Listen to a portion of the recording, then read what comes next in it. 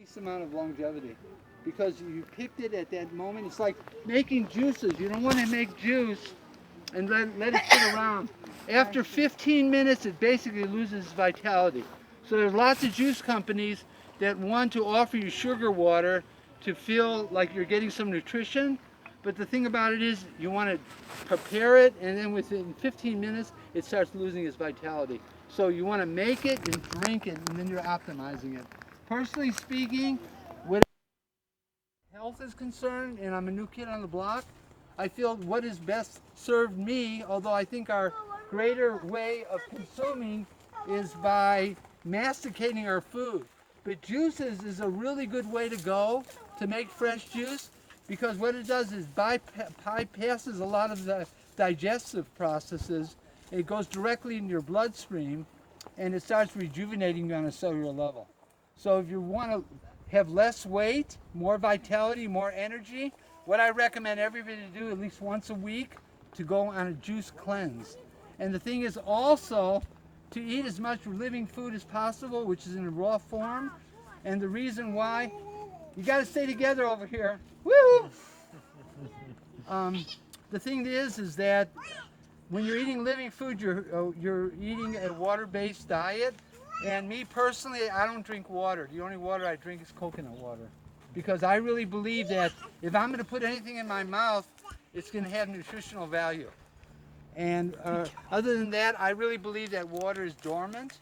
It's very good for hydrating, it's good for cleansing, but it's not really the type of thing that I believe is good for rebuilding and rejuvenating the body, which we're all after, because we basically have lived in a very toxic world and we've been brought up with information and knowledge that really wasn't in our best interest, and our parents and our mentors and our society have done the best that they could in assisting us. But the thing is, we're learning now, there's a tremendous amount of things going on where we're all learning more about becoming vegan, not to kill animals, because animals are not our food.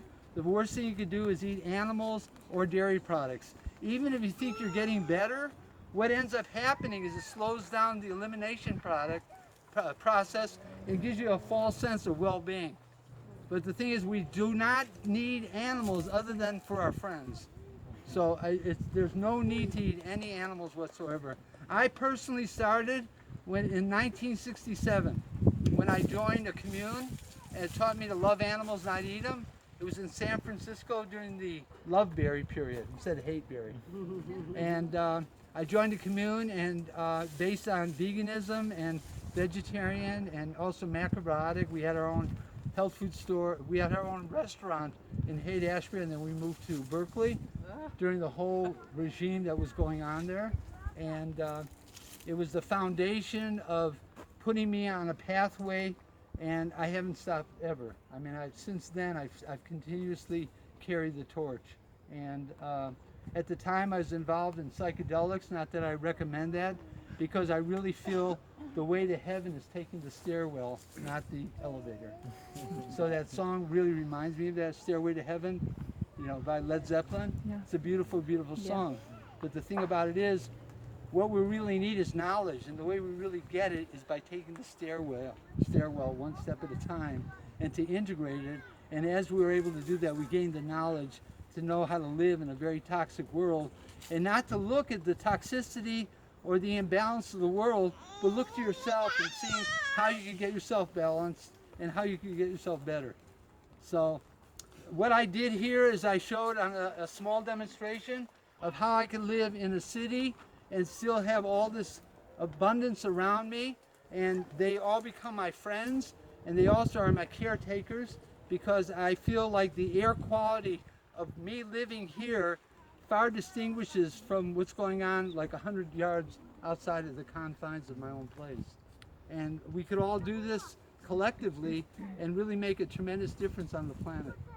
And the thing is that if I would sell everything, I would have potentially enough money to move any place, but I really feel that whatever's going on here is eventually going to affect the entire planet. So as a responsible person, and as a person that would potentially move out of here and live unhappily ever after, because I feel my roots are really here, and as an expressive being, and in touch with the connection of the human language or the American or English language, I feel I could be most effective being right here and to be a mentor and an example and as an educator of what I've learned and how I could share it to all of you.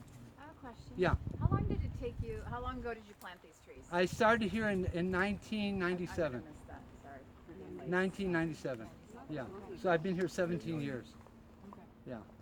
So anyways, moving on. All of these are the panache figs right here. It goes around the house and we can just take a little tour. Watch out for the sprinklers.